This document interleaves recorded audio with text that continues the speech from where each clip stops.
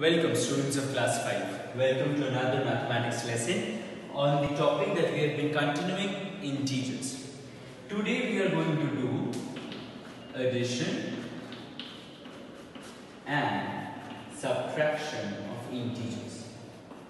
Addition and subtraction of integers. Now, you are already aware of the normal addition and subtraction. For example, if we say 2 plus 3, what is the answer? Correct, it is 5. What happens if we say 8 minus 4? 4. You already know the basic addition and subtraction. What about the addition and subtraction of negative integers? That is what we are going to focus on in this lesson. What about the addition and subtraction of negative integers? Let us see. Now, if we are to add or perform the addition of two negative integers, say for example, we are performing the addition of minus 8 added to minus 2. What do we get and how do we get it? When there is addition between any two negative integers, what do? We add the two numbers without the sign and then just put the sign in front of it. Check. We have minus 8 added to minus 2. So therefore 8 plus 2, we are adding the normal digits. We are getting 10, the resultant number, and we are adding this sign that is in front of both the numbers in front of a resultant number. So the result is minus 10. So this is the case when the two numbers that are being added are of the same sign. What happens if the two numbers are of the different sign? For example, let us consider, let us take an example, say minus 4 plus 8. Okay, now check. Minus 4 and plus 8 are two different integers with two different signs. This is a positive integer and this is a negative integer. So what happens in this case? In this case, we subtract the smaller integer from the larger integer. We subtract the smaller integer from the larger integer and then we write the answer, and in front of the answer we consider that sign which is in front of the larger integer. So what is the principle? The principle is that we subtract the smaller from the larger and we write the answer. Say in this case 8 minus 4 is 4. And we write the sign of the greater integer. Here in this case plus, so therefore it will only be 4. Let us do another example. Say 4 plus minus 8. We subtract the lesser integer from the greater, we get 4. And we write in front of 4 the sign of the greater integer, which in this case is 8. So therefore the answer is minus 4. This is what we have for the addition part.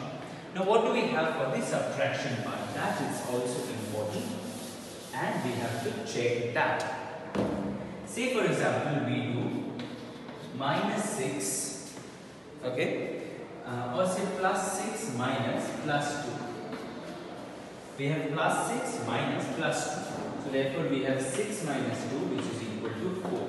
Now you can solve this by correspondingly checking on the number line.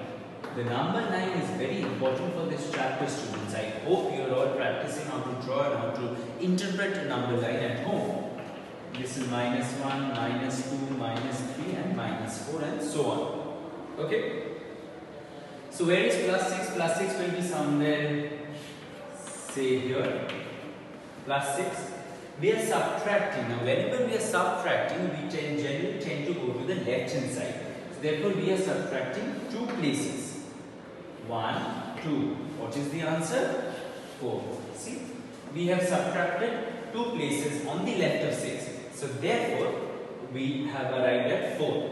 Correct? Let us take another example. Say we have minus 8 minus 6. Now check.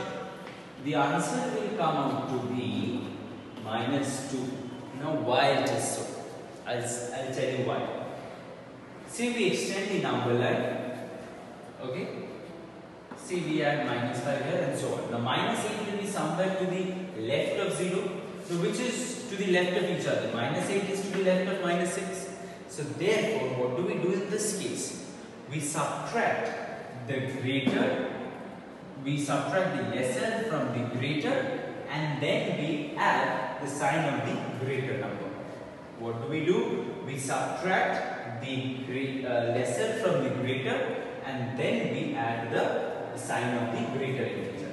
When they are both negative in case of subtraction. I hope you are understanding how subtraction works. Let us take another example. Let's say minus 5 minus plus 3. What happens here? When they are of two different signs, what do?